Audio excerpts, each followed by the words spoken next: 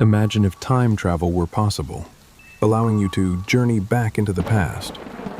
While it sounds exciting, it brings with it some mind-bending puzzles known as time travel paradoxes. These paradoxes show us how meddling with the past could break the logical flow of cause and effect. The first and most famous of these is the grandfather paradox. Picture this. You travel back in time to when your grandfather was just a young boy. For reasons unknown, you decide to prevent him from ever growing up, maybe by accidentally or deliberately causing his death. But if you succeed, your grandfather never grows up, and therefore your parent is never born, which means you yourself could never have been born. But here's the catch. If you were never born, how could you have traveled back in time to cause your grandfather's death? This creates a logical contradiction that challenges the very idea of changing the past. Then there's another fascinating paradox called the causal loop, or sometimes called the Bootstrap Paradox. Imagine you travel back in time, carrying a copy of one of Beethoven's sonatas, a masterpiece of classical music. You meet a young Beethoven and give him this sonata, suggesting he should publish it under his own name. Beethoven accepts and later becomes famous for this composition. But wait, if Beethoven never actually composed the sonata and instead got it from you, then where did the sonata originally come from?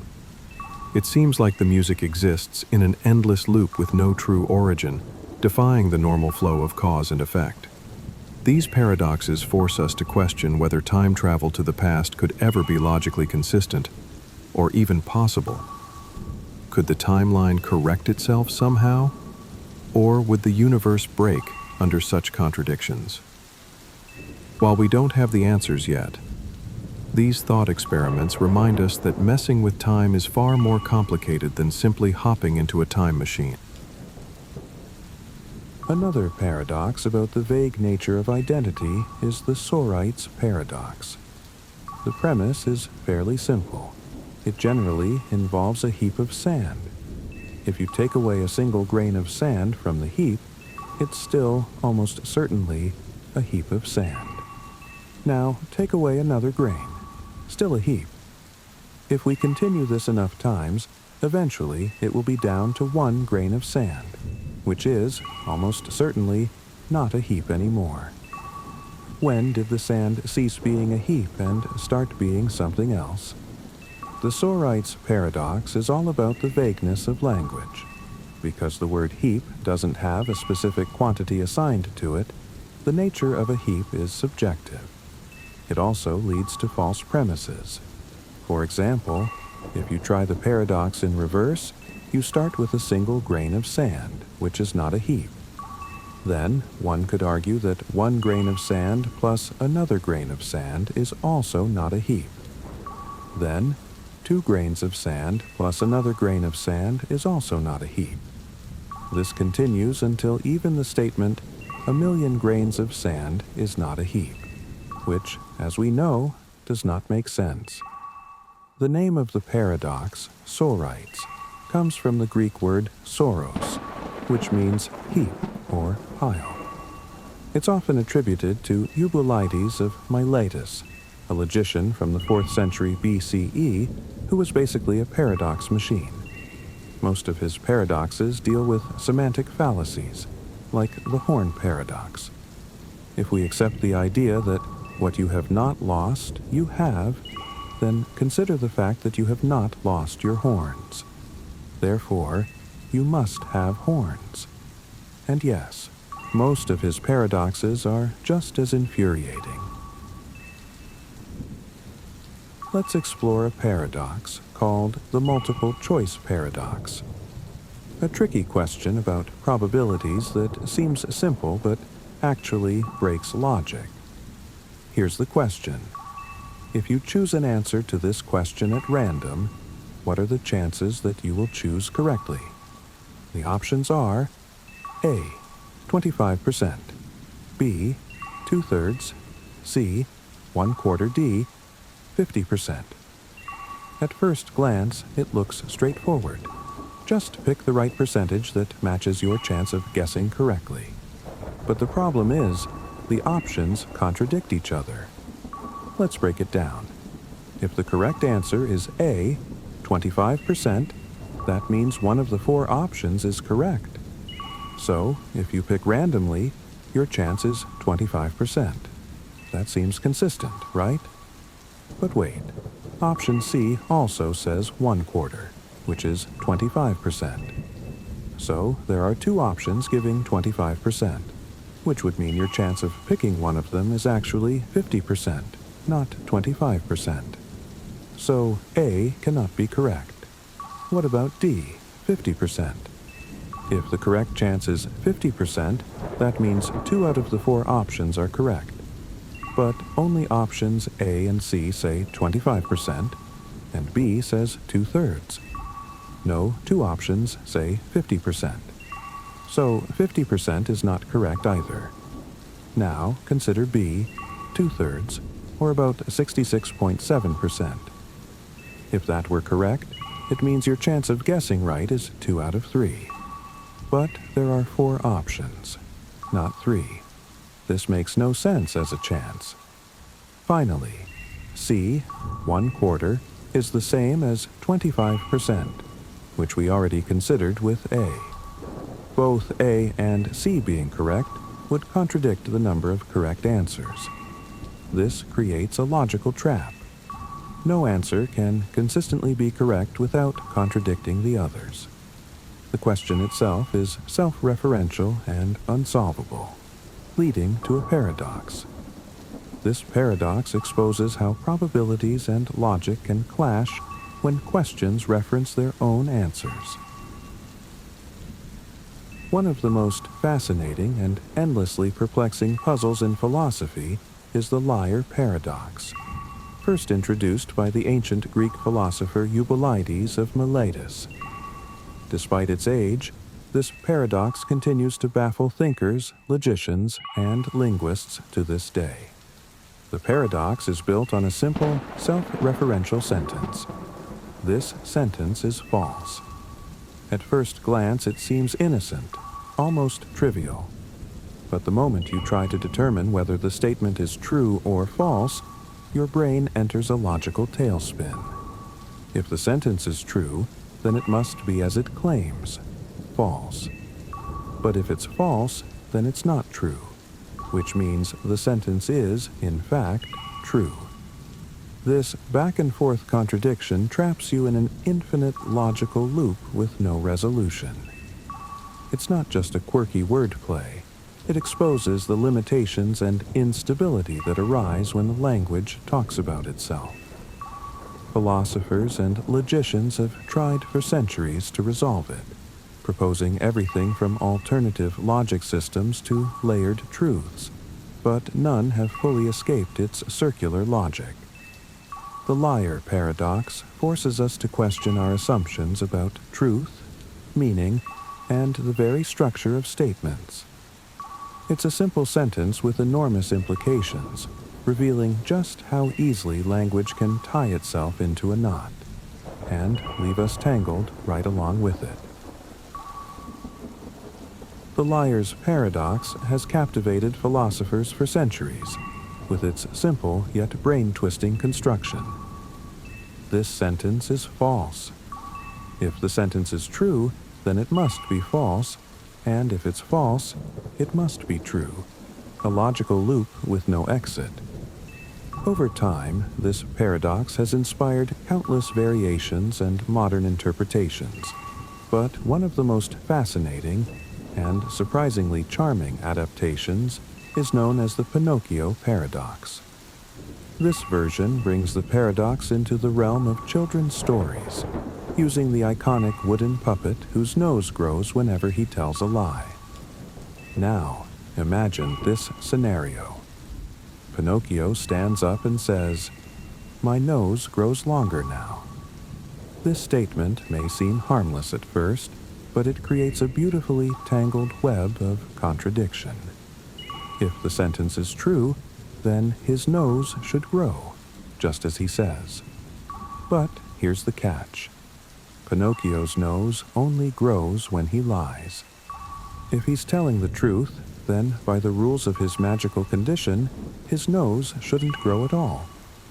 But that leads to a contradiction. Because if his nose doesn't grow, then his statement was false. And if it's false, then he's lying.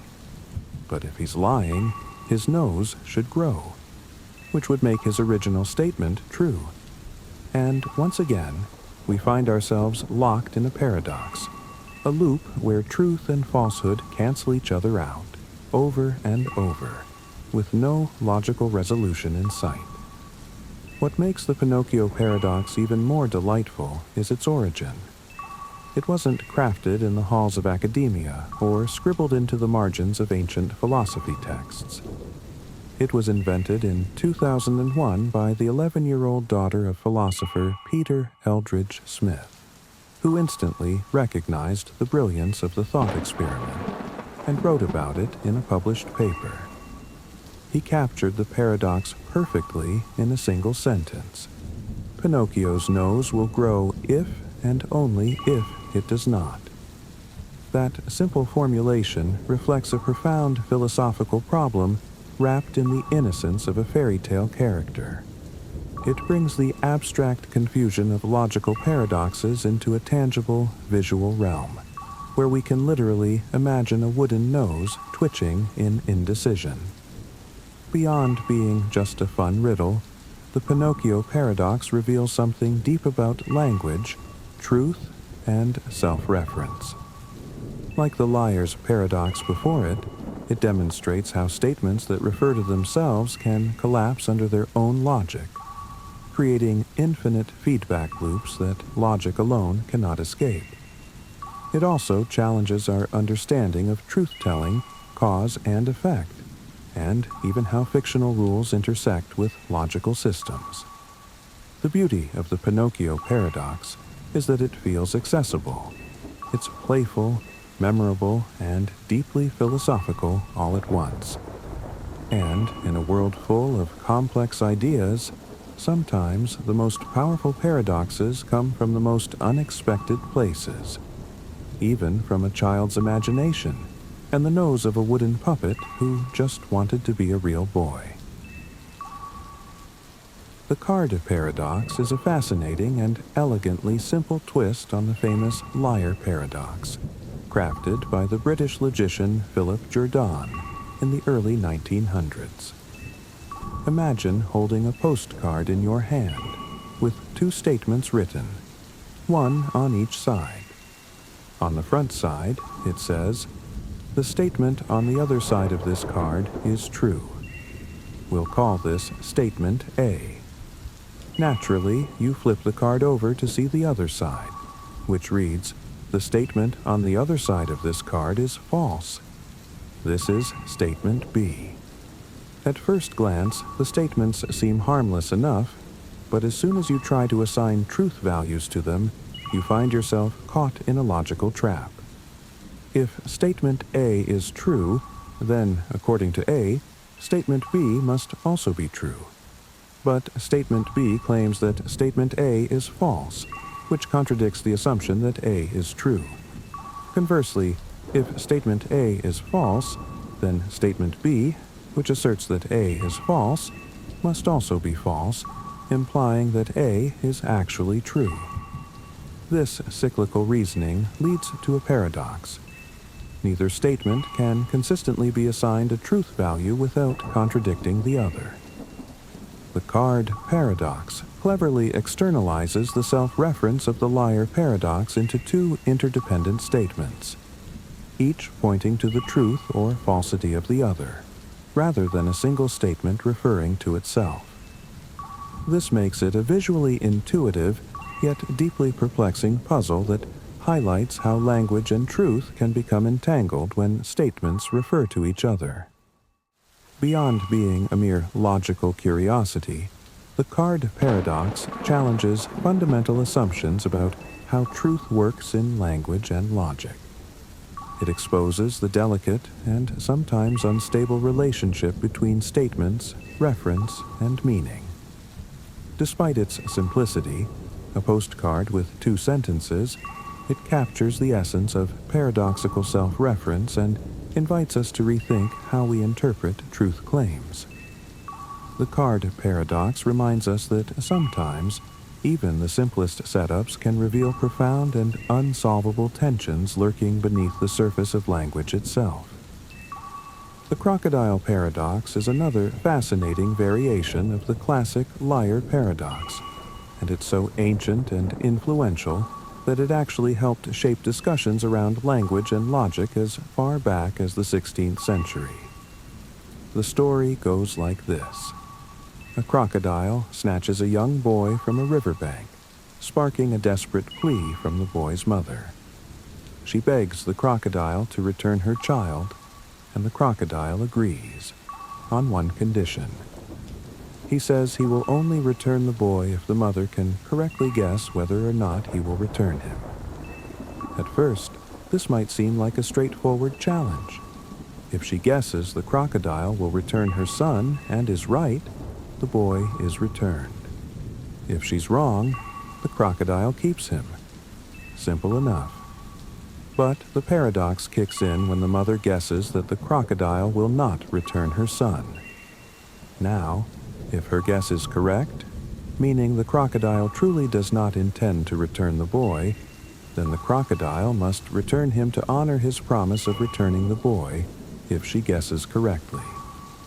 But by returning him, the crocodile breaks his own word, because he had no intention to do so in the first place. On the other hand, if her guess is wrong, and the crocodile actually plans to return the boy, then, according to the crocodile's condition, he should keep the boy because she didn't guess correctly. But keeping the boy contradicts the crocodile's initial plan to return him, and again, the crocodile ends up breaking his word. This cyclical contradiction creates a paradox where the crocodile's promise cannot be fulfilled logically without breaking itself. The Crocodile Paradox isn't just a curious thought experiment. It has deep roots in the history of logic and language. In fact, during the Middle Ages, the term crocodilite was coined to describe any similarly confounding dilemma where a statement or admission is turned back against the speaker in a way that traps them in contradiction.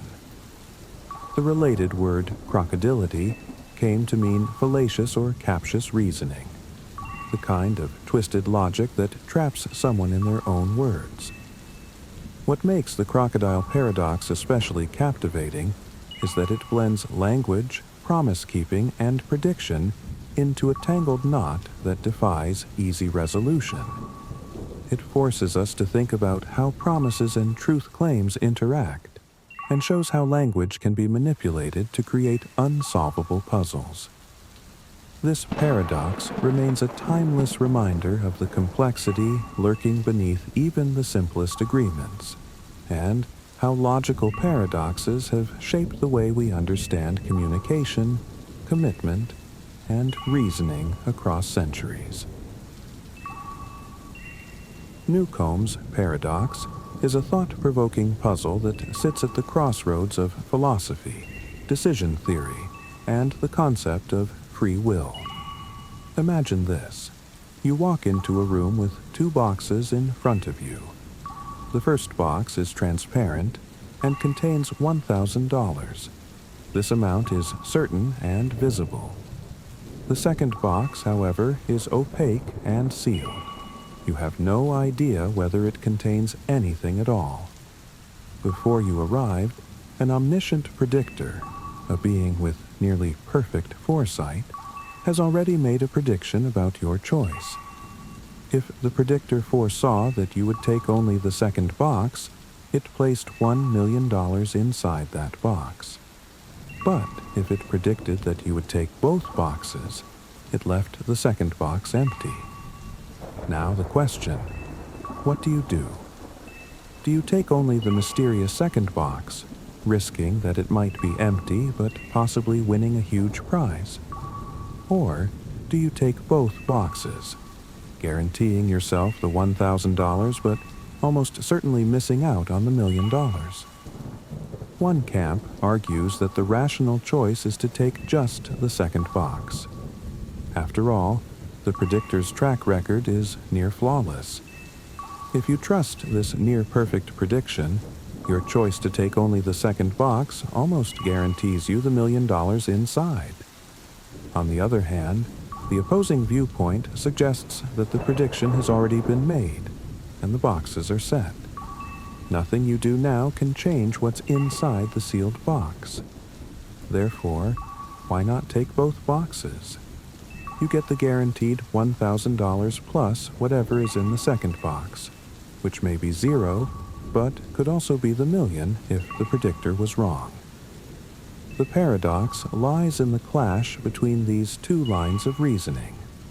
One based on trusting the predictor's foresight, and the other on maximizing guaranteed gain given fixed conditions.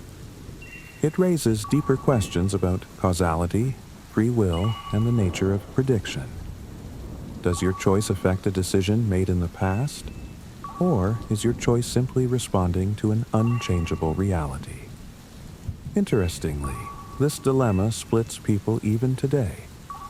In a 2016 online poll conducted by The Guardian, which called Newcomb's paradox one of philosophy's most contentious conundrums, just over half of respondents, 53.5%, chose to take only the second box, trusting the predictor's accuracy.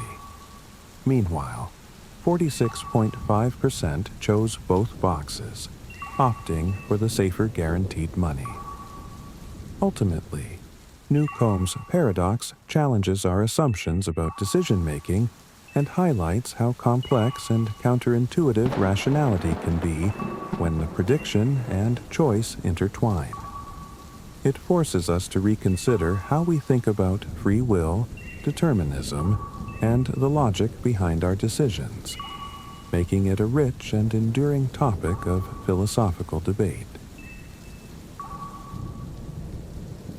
The Dichotomy Paradox, one of the ancient paradoxes proposed by the philosopher Zeno of Elea, challenges our intuitive understanding of motion and space by revealing a perplexing logical problem in the simple act of walking down a street. Imagine you want to walk from one end of the street to the other. Before you can reach the end, you must first cover half the distance.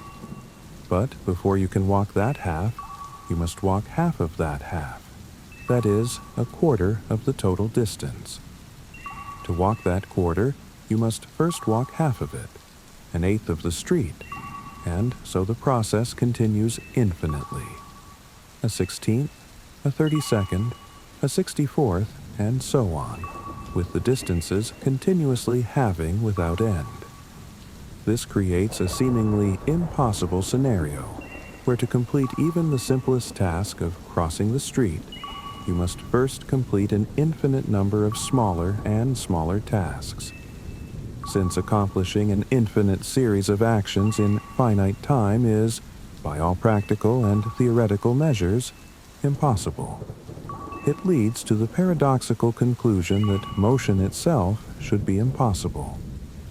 Even more puzzling is the fact that no matter how small the segment you consider, it can always be divided further, suggesting that there is no ultimate, smallest step to begin your journey.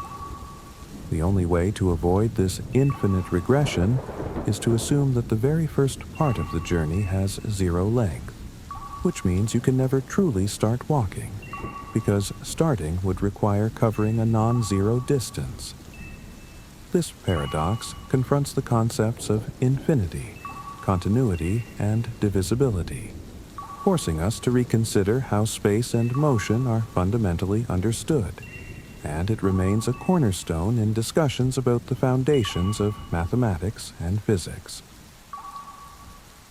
The boy or girl paradox is a classic and surprisingly tricky problem in probability that exposes how subtle the role of information can be when calculating chances.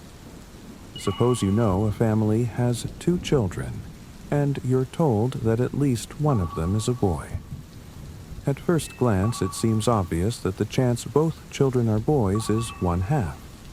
After all, the other child could be either a boy or a girl. but probability is often less intuitive than it seems. To understand why, consider all possible equally likely combinations of two children: boy-boy, boy-girl, girl-boy, and girl-girl. Since you know at least one child is a boy, you can eliminate the girl-girl possibility. That leaves three scenarios: boy-boy, boy-girl, and girl-boy. Out of these, only one is both boys. So, surprisingly, the chance that both children are boys is 1/3, not 1/2. Now, here's where it gets more interesting. If instead you were told the older child is a boy, then the probability changes. Why? Because now the possibilities are just two: older boy and younger boy, or older boy and younger girl. Both are equally likely, so the chance of two boys is 1/2 in this case. The difference hinges entirely on the way the information is given and which child is identified. To make it even clearer, imagine another version. You meet a parent who says, "I have two children, and one of them is a boy who was born on a Tuesday." Suddenly, the probability that both children are boys changes again, and this time it rises to nearly 1/2, around 13/27 to be exact. Adding this extra detail about the boy's birthday narrows down the possibilities in an unintuitive way, showing how even seemingly irrelevant information affects the odds. This paradox and its variants demonstrate the importance of precisely defining what information is known and how it's presented. Many people instinctively apply simple probability rules, but these scenarios reveal how subtle differences in conditions can radically change outcomes. It's a perfect example of why careful logical reasoning and understanding conditional probability are essential. The boy or girl paradox continues to be a favorite in classrooms and discussions because it forces us to challenge our gut feelings and think more deeply about chance, information, and how we interpret what we know. Fletcher's paradox, one of the many paradoxes introduced by the ancient Greek philosopher Zeno, challenges our everyday understanding of motion by focusing on the concept of time and instance. Imagine a Fletcher, a craftsman who makes arrows, fires one of his arrows into the air. Common sense tells us the arrow is moving smoothly through space toward its target. But Fletcher's paradox asks us to consider what happens at any single instant in time. A snapshot so brief it has no duration. At that precise instant, the arrow occupies a fixed position and cannot be anywhere else. It can't be moving to a different place because movement requires time to change position, and within this instant, there's no time to do so. So, at every instant, the arrow is effectively at rest.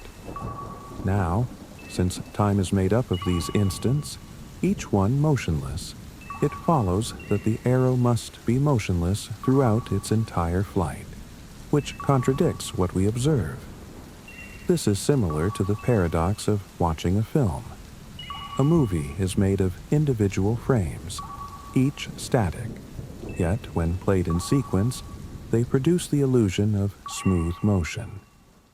Another way to think about it is how a running sprinter's movement is just a series of still positions frozen in time.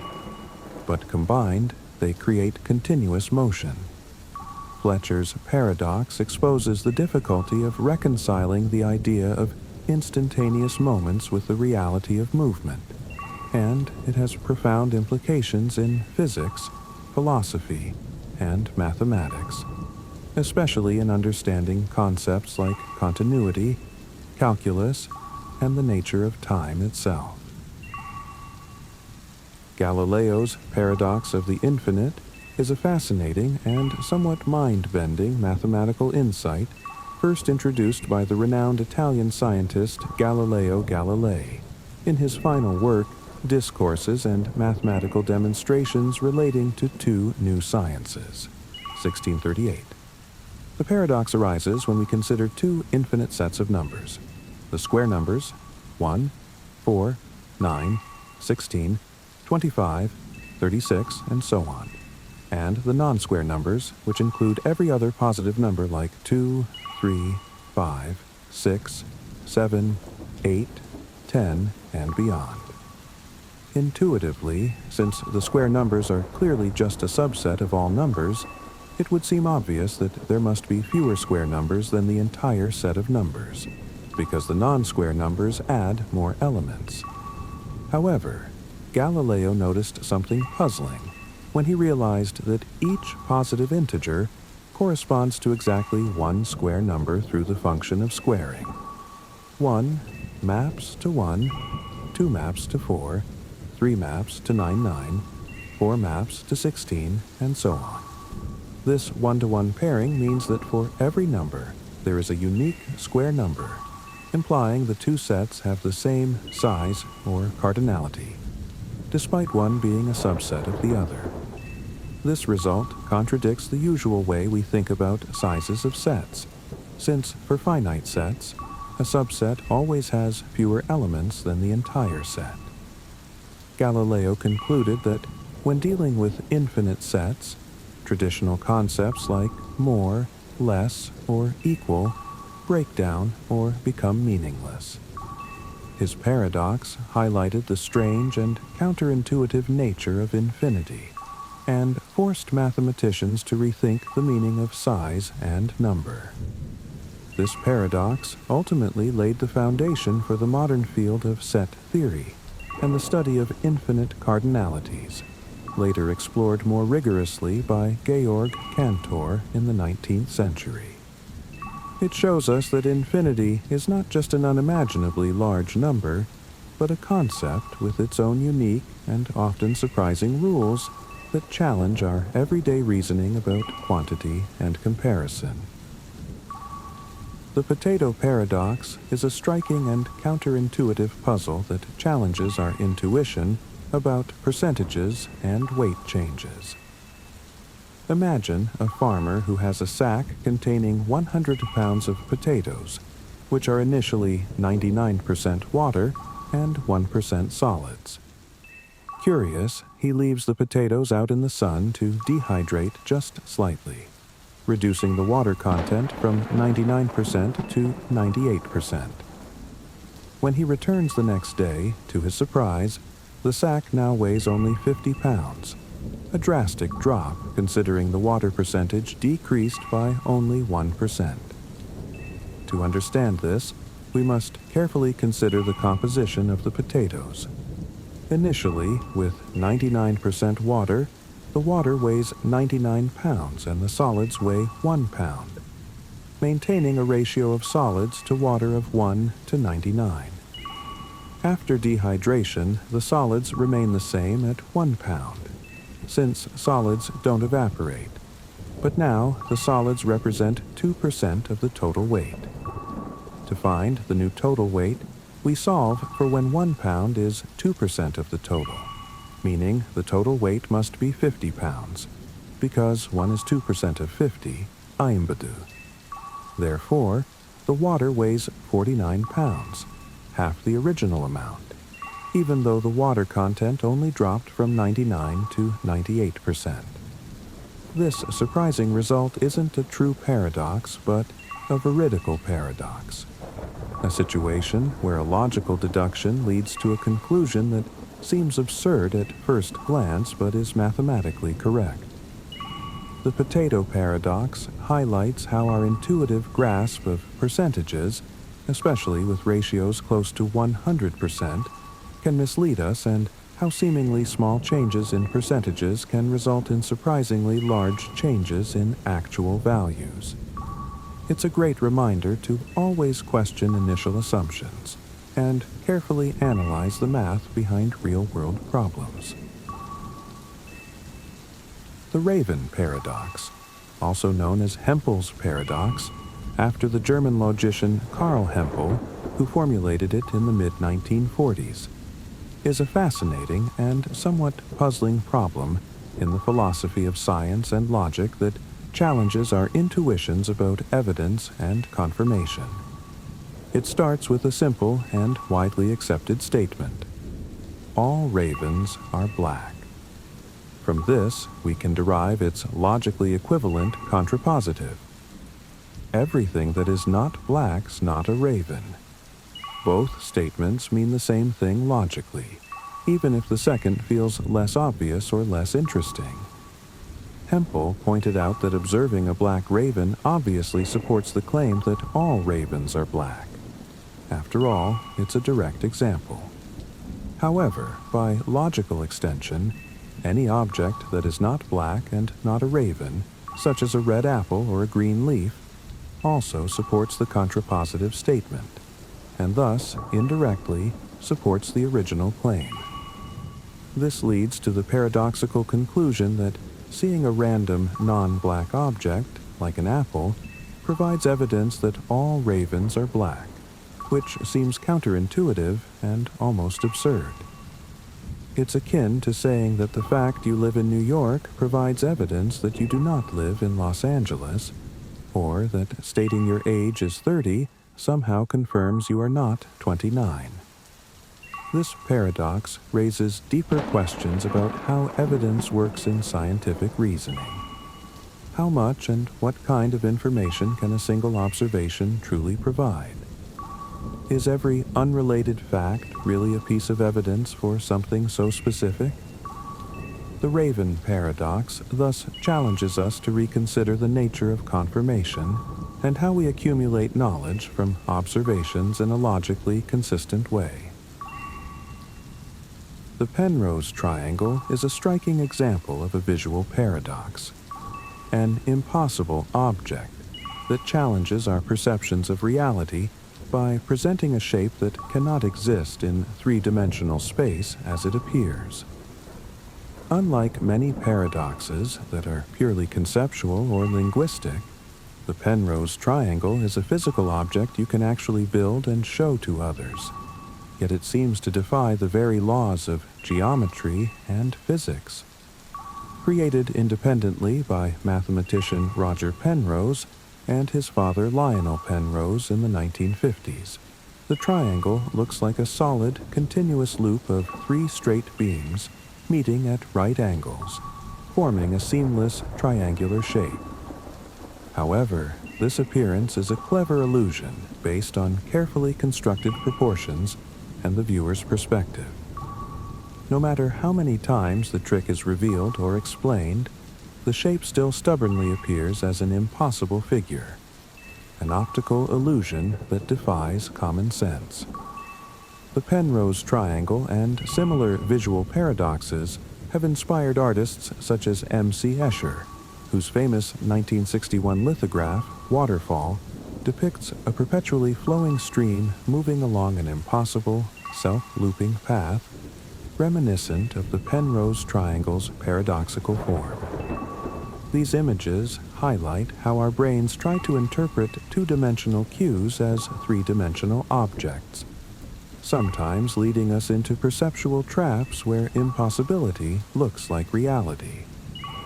The Penrose Triangle remains a powerful reminder of the complexities of human perception and the fascinating ways our minds process visual information.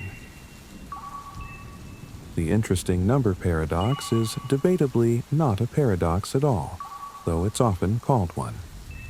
It basically goes to prove that all numbers are interesting, even the boring ones, which are actually interesting, of course, and not boring at all, because they're boring. Interesting, in this case, means it has something unique to it. For example, 1 is the first non-zero natural number, 2 is the smallest prime number, 3 is the first odd prime number. The list can go on and on until you reach the first uninteresting number. It doesn't have anything special or fascinating about it. But, being the first uninteresting number you stumbled upon, it is, in fact, unique, and therefore interesting. This process can be repeated indefinitely, hypothetically. This idea was born out of a discussion between the mathematicians Srinivasa Ramanujan and G.H. Hardy. Hardy remarked that the number of the taxicab he had recently ridden in, 1729, was rather a dull one. Ramanujan responded that it actually was interesting, being the smallest number that is the sum of two cubes in two different ways. Hilbert's Paradox of the Grand Hotel is a mind-bending thought experiment introduced by German mathematician David Hilbert in 1924 to demonstrate the strange nature of infinity. Imagine a hotel with an infinite number of rooms, room 1, room 2, room 3, and so on, each currently occupied. You might think there's no room left, but infinity doesn't play by ordinary rules. If one new guest arrives, the manager can move each current guest from room N to room N plus 1. Now, room 1 is vacant for the new guest. If 2,500 guests arrive, the manager moves each guest from room N to room N plus 2,500, freeing rooms 1 through 2,500. Even when an infinite number of new guests show up, the manager can accommodate them by moving each current guest from room N to room 2N. This leaves all odd-numbered rooms open, still infinitely many for the newcomers. This works because both the current guests and the new guests form countably infinite sets, which can be matched one-to-one with natural numbers. It illustrates that infinite sets can increase in size without becoming larger in the way finite sets do. The paradox exposes the counterintuitive properties of infinity and forms a cornerstone in set theory. Beyond mathematics, Hilbert's Hotel challenges our concepts of space, time, and logic. If all odd-numbered rooms are vacated, half the rooms are empty, yet an infinite number of guests remain. Infinity behaves in ways unlike anything in daily experience. This paradox applies in computer science, like managing data queues, and in cosmology, where theories such as eternal inflation propose infinite universes. Hilbert's Hotel also resonates in philosophy and literature, exploring identity, existence, and free will. Its enduring impact shows that thought experiments aren't just abstract games. They help us navigate the logic of boundless possibilities. Even when full, Hilbert's Hotel always has room for one more guest. The Paradox of Achilles and the Tortoise is one of the most famous thought experiments from ancient Greece, attributed to the philosopher Zeno of Elea in the 5th century BCE. It's one of several paradoxes Zeno proposed to challenge the consistency of our understanding of motion and infinity. In this paradox, the mighty warrior Achilles challenges a tortoise to a race. To make it fair, Achilles gives the tortoise a 500-meter head start. Once the race begins, Achilles runs much faster than the tortoise. However, Zeno argues that Achilles can never actually overtake his slow-moving competitor. Here's how Zeno lays it out. By the time Achilles reaches the 500-meter mark, where the tortoise began, the tortoise has already moved ahead by a smaller distance, say 50 meters. When Achilles reaches that new point, 550 meters, the tortoise has again moved ahead, perhaps 5 meters more. This continues infinitely. Every time Achilles reaches the point where the tortoise was, the tortoise has moved slightly further ahead. The distance Achilles must cover becomes smaller and smaller. 5 meters, 0.5 meters, 0.05 meters, and so on, but never quite zero. Therefore, Zeno claims Achilles will always be behind the tortoise, at least by a sliver. Intuitively, we know this isn't true. Achilles would easily overtake the tortoise. But Zeno's paradox reveals something deeper about the nature of infinite divisibility. The logic seems sound. There's an infinite number of steps Achilles must complete to catch up. But the trick lies in understanding that the sum of this infinite series is actually finite. In modern mathematics, this is resolved using the concept of converging infinite series. Even though the steps are infinite in number, the total time or distance they represent can be finite. For example, if the distances Achilles covers at each stage are 500, 50, 5, 0, 0.5, 0.05, and so on, the sum of these decreasing values converges to a finite number. Achilles does not need infinite time to catch the tortoise, just enough time to cover the total distance, which is finite despite its infinite breakdown. Zeno's paradox is not about race outcomes.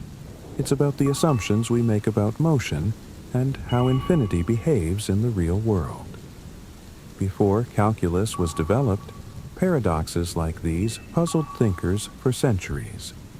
Today, they serve as fascinating examples of how our intuition about infinity can be misleading, and how rigorous mathematical tools are necessary to untangle such dilemmas. Ultimately, Achilles wins the race. But thanks to Zeno, we get a timeless puzzle that continues to stretch minds over 2,000 years later. The Bootstrap Paradox is a fascinating time travel conundrum that challenges our understanding of causality, authorship, and the origin of information. It asks, what happens when something is taken from the future and placed in the past, with no clear point of origin? The term bootstrap comes from the old expression, pulling yourself up by your bootstraps, a logical impossibility, and this paradox reflects just that. One of the most well-known versions of the Bootstrap Paradox comes from Professor David Toomey's book, The New Time Travelers. Imagine a time traveler in the modern era finds a copy of Hamlet in a bookstore. Intrigued, they travel back in time to Elizabethan England and hand the book to none other than William Shakespeare. Shakespeare reads the manuscript, copies it, and publishes it under his name. Centuries pass, and eventually a copy of Hamlet finds its way into the very same bookstore where the time traveler first found it. The cycle begins again. Here's the paradox. Who actually wrote Hamlet? The time traveler got the play from Shakespeare, but Shakespeare only had it because the time traveler brought it to him. The manuscript has no true point of origin. It exists in a causal loop, endlessly passed from one point in time to another, with no one ever actually creating it. It simply is. This kind of paradox appears frequently in science fiction. In Doctor Who, a character may write music or invent technology based on something they encountered in the future, only to discover it was passed to them by someone who originally got it from them in the past. The information, music, or object becomes self-existing. It creates itself. The Bootstrap Paradox illustrates a breakdown in linear cause and effect. In traditional logic, A causes B, and B causes C. But in a bootstrap loop, A causes B, and B causes A. This creates an infinite, self-contained loop where the origin of information is lost. It's as if a message wrote itself, or a machine invented itself. In the realm of physics, this paradox raises serious concerns. Many theories of time travel, such as those involving closed time-like curves, allow for this kind of causality loop in principle, even if not in practice. However, they leave open questions about entropy, information, and the conservation of energy. How can something exist without ever being created? The Bootstrap Paradox is a mental maze with no clear exit. It doesn't just challenge what we know about time travel, it challenges the very notion of authorship, creation, and originality. It forces us to ask, if something has always existed in a time loop, does it have an origin at all? Or does our understanding of beginning simply break down in the presence of time travel? The Ship of Theseus is one of the most enduring thought experiments in philosophy, exploring the nature of identity and continuity over time. It's gained new popularity thanks to the Marvel series WandaVision, but its origins stretch back over 2,000 years. The story goes like this.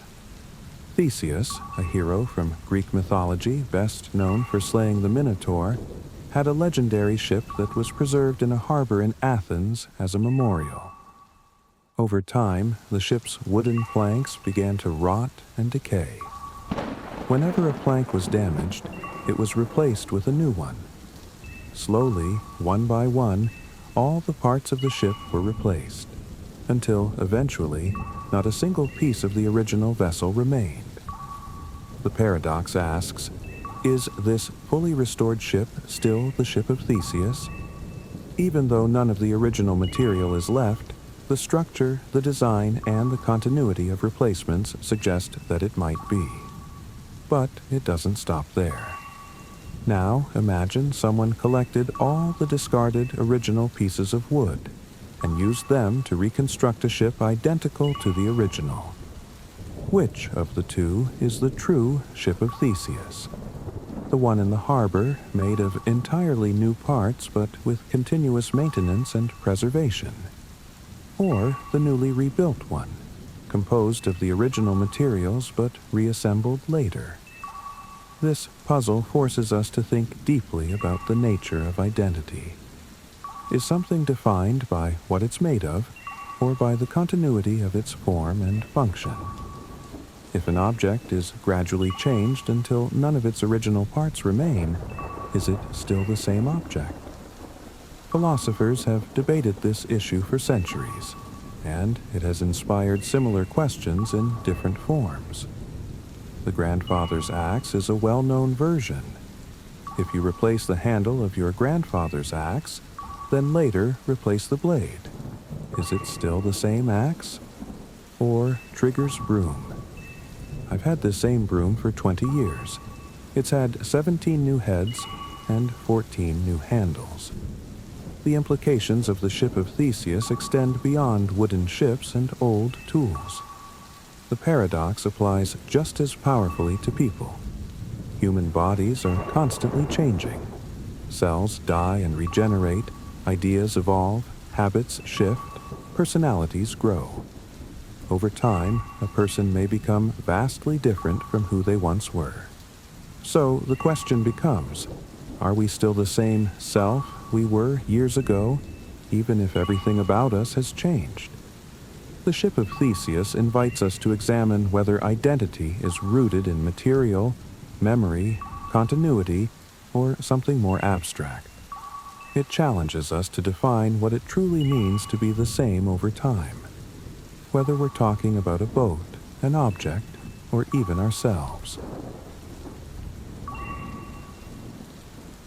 If you've ever watched Doctor Who, you're probably familiar with the TARDIS, a blue British police box that's much bigger on the inside and can travel through time and space. To fans, it's an iconic sci-fi symbol. To skeptics, it's pure fantasy.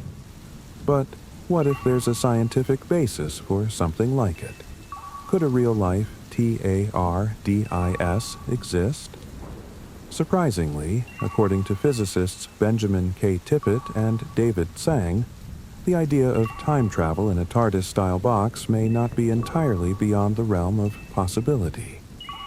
In their paper, whimsically dubbed the Blue Box White Paper, the scientists explored the theoretical physics behind a real-time machine.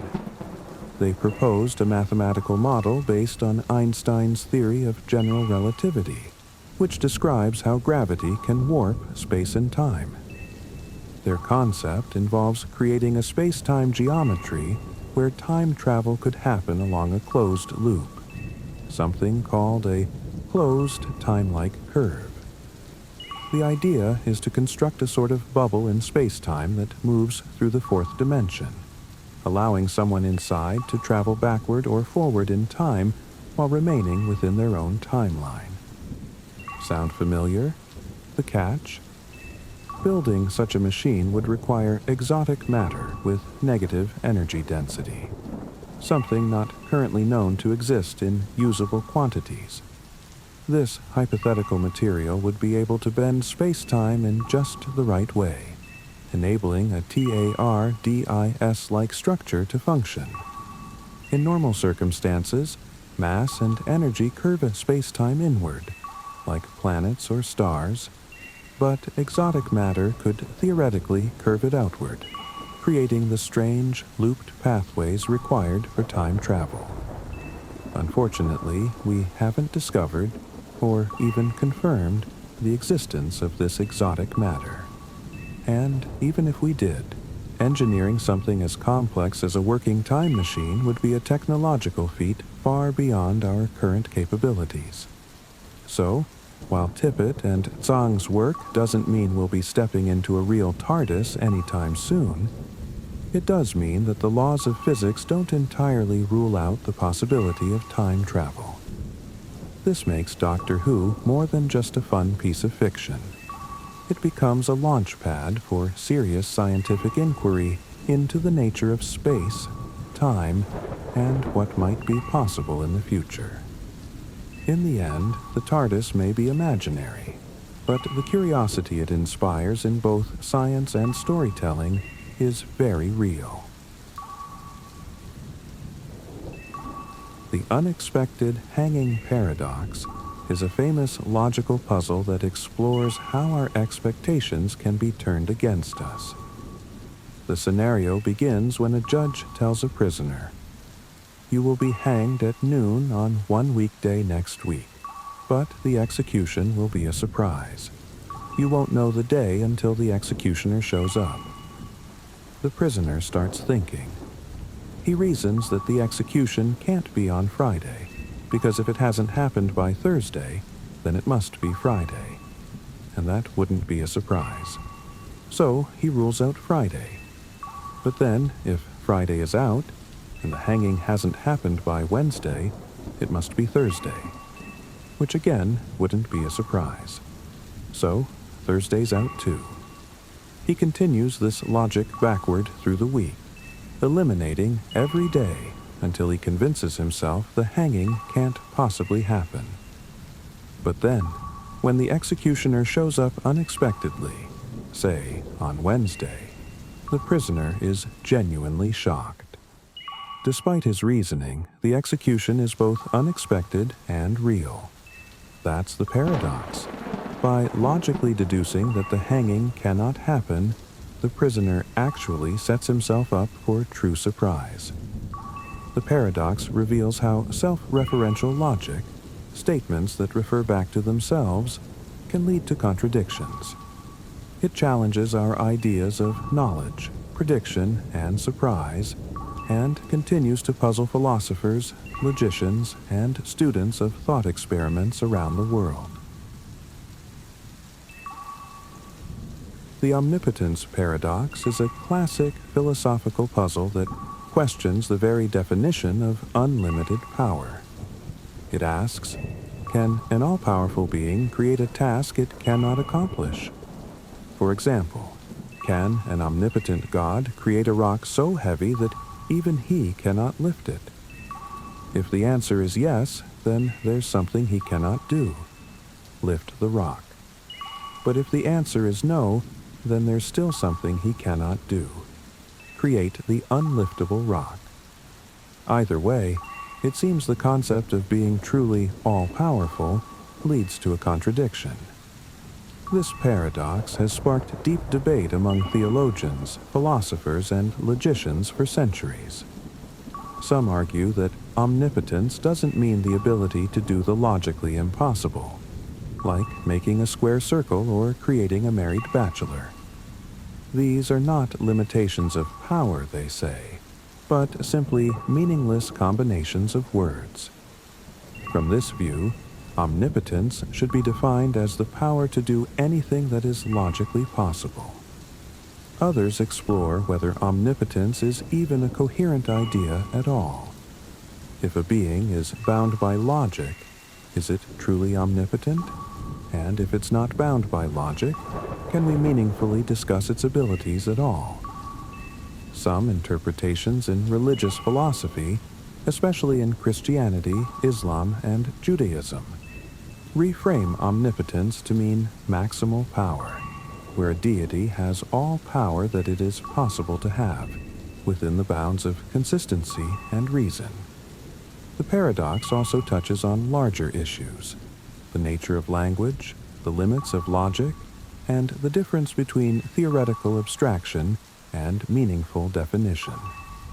It shows how the simplest questions, like lifting a rock, can reveal profound tensions in how we understand divinity, logic, and even existence itself.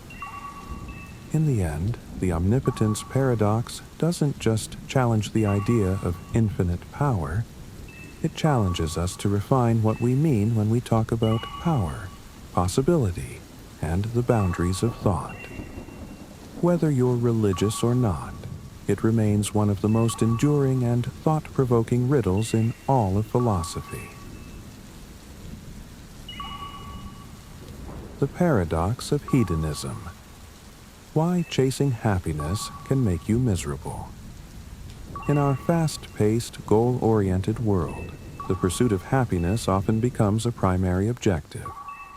From motivational talks to corporate wellness initiatives, we're constantly encouraged to find what makes us happy and chase it.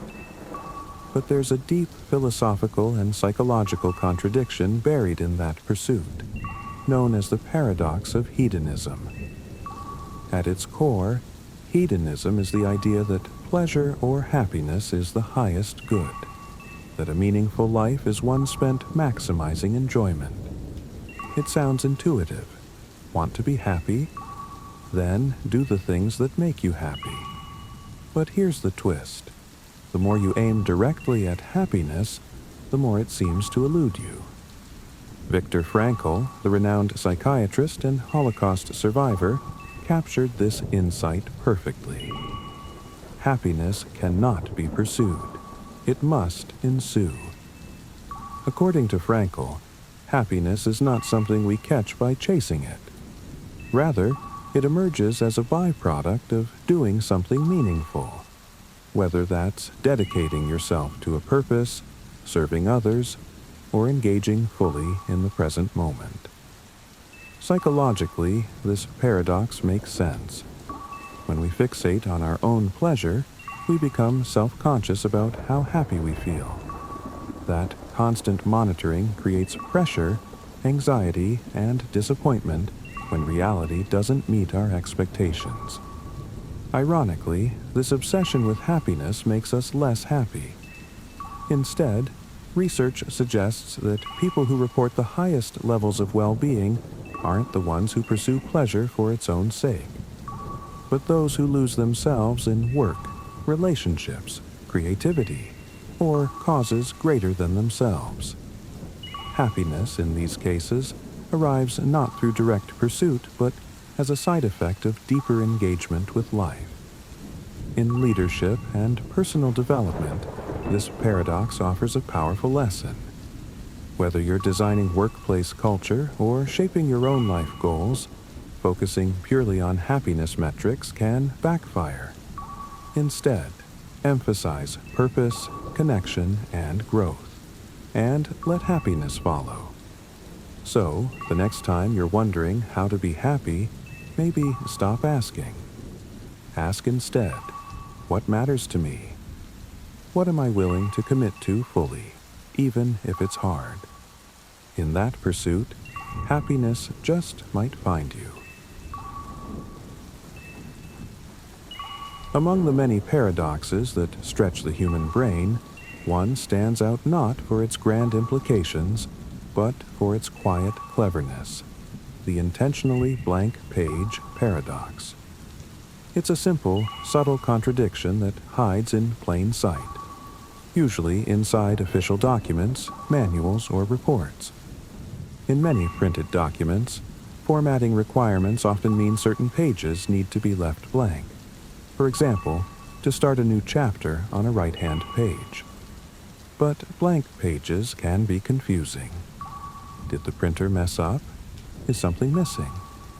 To avoid that confusion, publishers sometimes print a small note in the center of the otherwise empty sheet.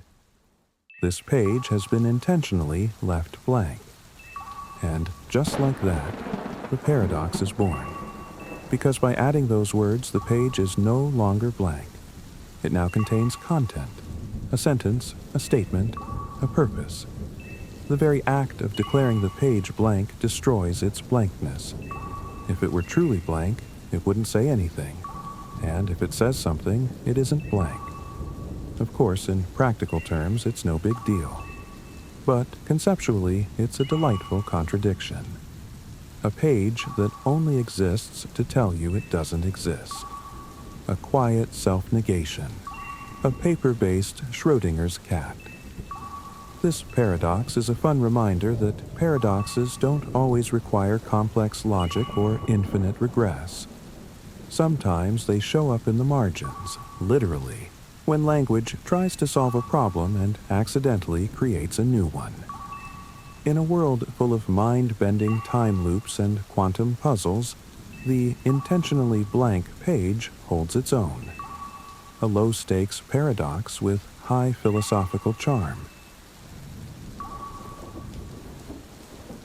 In biology, paradoxes often reveal the boundaries of our understanding, and Peto's paradox is a striking example. Discovered by British epidemiologist Richard Peto in the 1970s, it highlights a curious, seemingly impossible fact. Larger animals, despite having vastly more cells, do not get more cancer than smaller ones. In fact, they often get less. Here's the puzzle. Cancer is the result of cells mutating and dividing uncontrollably. The more cells an organism has and the longer it lives, the more chances there are for something to go wrong.